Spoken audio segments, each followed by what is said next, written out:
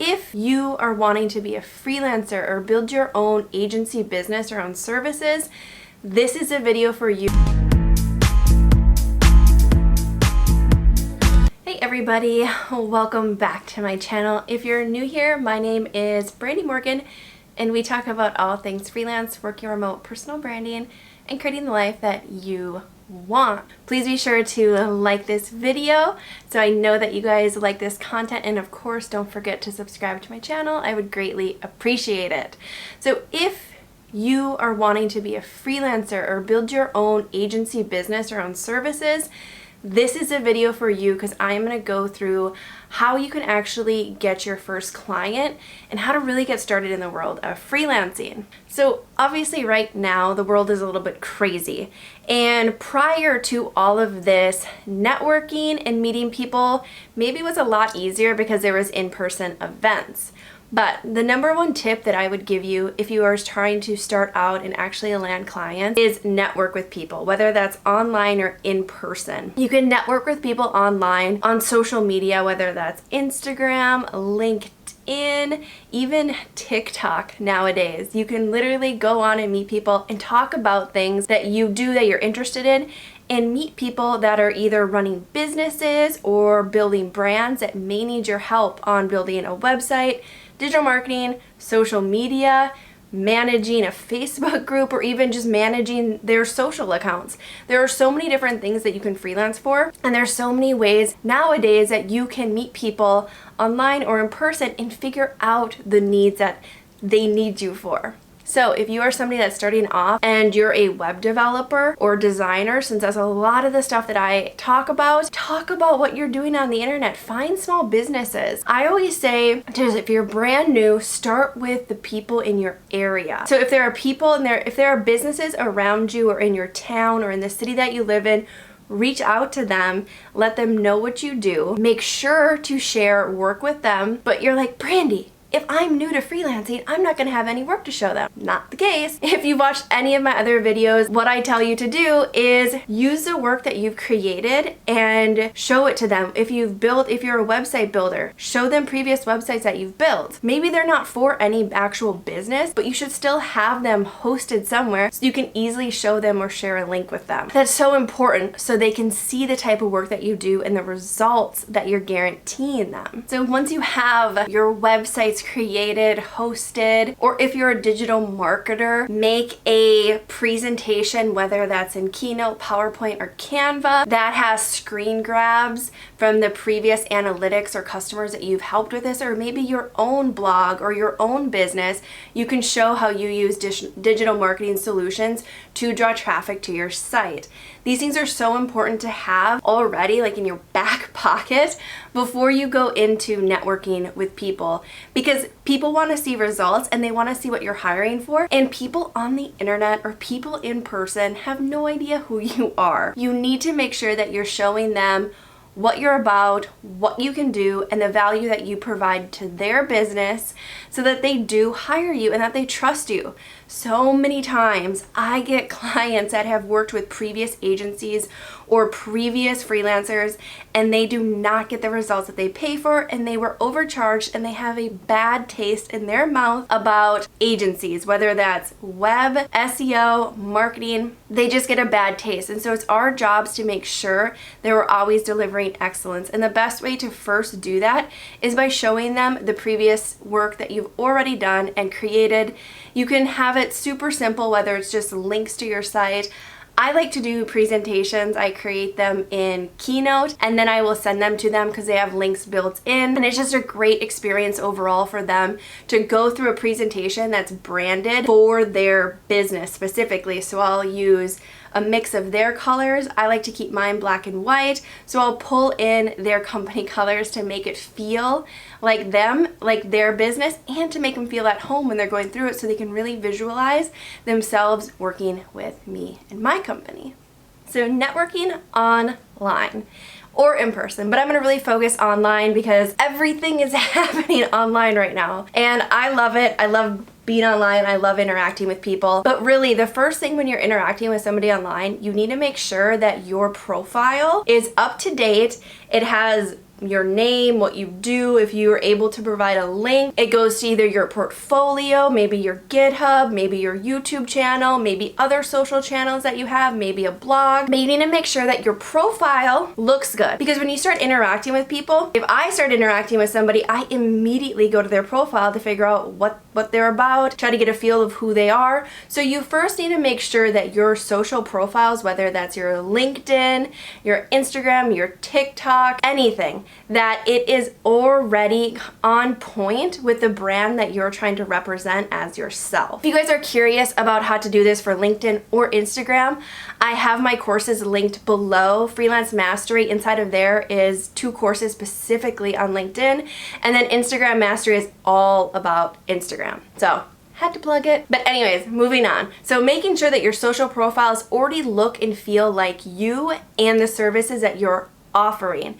And trust me, you can have a personal profile and a business profile. That's usually actually what I recommend for people. If you want to keep your personal with your family and your friends and then build out a business one separately, 100% go all in on that. But then next, when you're reaching out to people on social media, what is the most important thing to any person? I'll give you a second to think about it. Write it in the comments. If you wrote their name or your name, you are right, and you've probably read Dale Carnegie's How to Win Friends and Influence People, which is a book that I always recommend. I've recommended it in other videos, but it's a great book. Freelancing, building an agency, it's a people game. You are there to meet people, to win them over to your business, so you can provide services in exchange for money. That's what the whole thing is. So when you reach out to somebody, use their name. What if you're like, Brandy, but it's a business, I don't know their name. Look it up. I'm sure if it's a business, they maybe have a website or some sort of social imprint somewhere where you can find the name of whoever it is that owns it.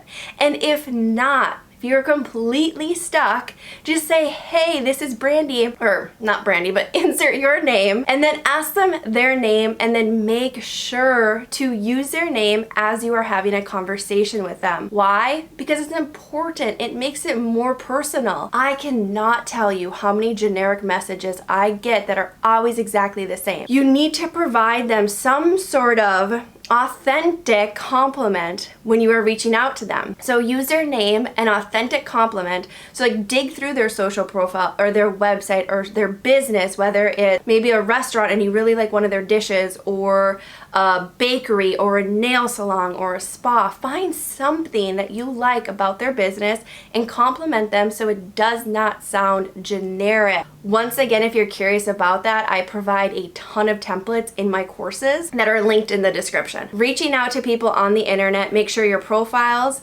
represent you and your brand well. When you're reaching out, make sure to use their name and make it personal. Say some sort of authentic compliment for them to understand who you are, what you're about, and to be better or to be more likely to engage with you. This one I actually got inspired by one of my own clients, and it made so much sense. If you are here in the US, I'm not sure how other countries work in this sense, but if you're here in the US, there's a thing called your Chamber of Commerce, and every single city has one, and it's a list of businesses that you can be involved in. You have to pay a fee to join, but I highly recommend joining your Chamber of Commerce because you get access to a list of all the other businesses and business owners that are on the Chamber of Commerce. And if you are somebody that is in the digital space, whether that's web development, design, graphic design, digital marketing, social media, anything on the digital space, I guarantee you, there is going to be businesses on there that need your help. So join your Chamber of Commerce. Like I said, there is a fee to join. I'm not 100% what that is per city because there's so many cities here in the US, but take a look at it. Even maybe reach out to them to see if you can do some sort of partnership with them. Maybe the Chamber of Commerce needs digital marketing, social media. Maybe they need their website redesigned. You never know. So reach out to your Chamber of Commerce in the city that you live in, specifically if you're in the US. If you're not new here and you've watched my other videos, you know how I always say social media, but be social on social. Social media has been a huge sales funnel for my business. So now I'm gonna go into a story about how this has worked for me. by being active on social. I just signed a $4,500 a month contract from somebody that found me on Instagram, and it's a year contract. That's amazing. Utilize social media. And this person, I had no idea that they even needed my help. All I was doing was posting different things, talking to you guys. This person was watching my YouTube videos, and they reached out to me because they needed help with their website and digital marketing and social media. I happened to do all those things, and that's why I was able to sign a bigger contract with them and for longer, because marketing and social media, those types of contracts are usually ongoing, because once you build a website, obviously it's done, right? Unless they need content changes, which is something I'm going to be touching on in another video, which is things that you need to include in your contracts. But if you are a web developer and designer and you build a website and you're like, I'm done, on to the next contract, you're really missing a huge opportunity to expand your contracts. If you provide SEO, you can provide blog posts. What if you're like, Brandy, I'm not a writer? Hire somebody. Yeah. I said hire somebody. You're gonna start building your own mini agency. You can offload that work to somebody and you still have money coming in every single month for that contract, because you're still providing SEO, backlinking, all that type of stuff. Like, if you're a web developer, please expand into the digital marketing side, because you can really grow big contracts and you can offload a ton of the work. Okay, that was a tangent. I'm so sorry. I was talking about social media, but that's what it made me think of. So be social on social. Interact with people. All right, so I hope that was inspiring enough for you to be on social media and to be posting about the skills and what it is that you do and the value you provide for your customers, because it is so important, because you never know who is looking at your content, who is watching your videos, or interacting with your post.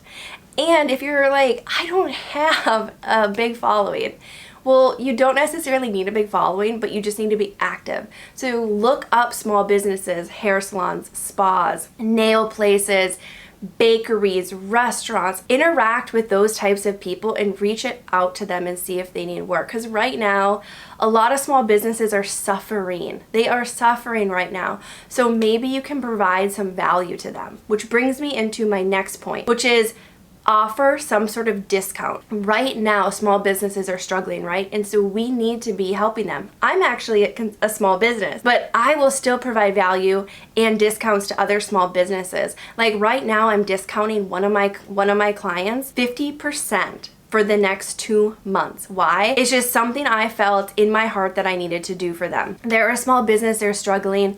They do know that after those 2 months are up that I will be increasing my retainer to the original agreed upon amount.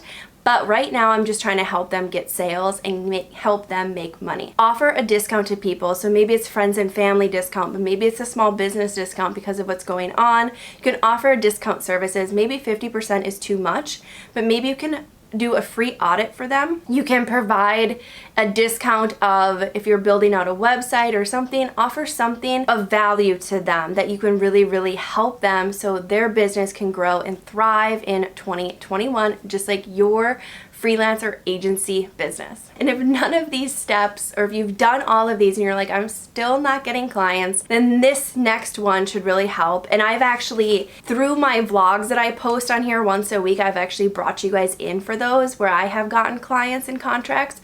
But if you go to job boards, whether that's Indeed, that's the one that I usually use, but there's a ton that I'm signed up for, and you search for contract roles. You can actually search for contract roles on LinkedIn and Facebook as well.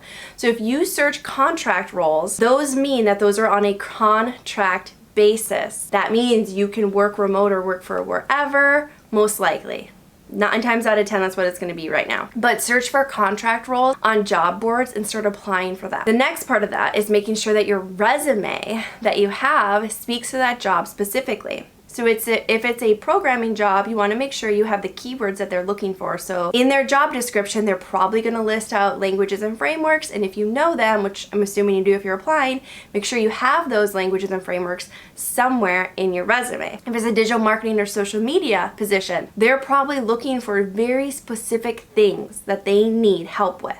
Make sure you address those in your resume, and when you're filling out your previous work, make sure you specifically say that you solved that problem that they're facing for those clients. That really is going to make your resume stand out to them and speak volume. And if a cover letter is optional. Do it anyways and make sure it speaks very specifically to their business, their needs, and the problem that they're trying to hire you to solve.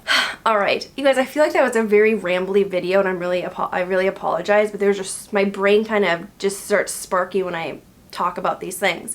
Even though I have my notes over here that are supposed to guide me, sometimes they don't, and I'll still kind of go off. So I want to apologize for that. Once again, I hope you guys really, really like this video, and if you do want to take your freelance business or even your Instagram to the next level, be sure to check out my courses that are linked in the description.